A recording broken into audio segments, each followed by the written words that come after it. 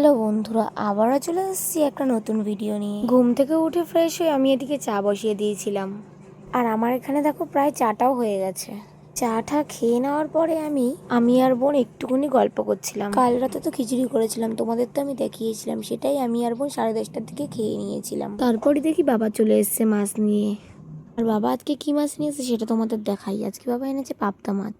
এদিকে বাবা ঘরের জন্য কটা মাছ দিয়েছিল, সেটাই বাবা কেটে দিচ্ছিল। আর বাবার দেখো এখানে একটা একটা করে সব মাছই কাটা হয়ে গেছে।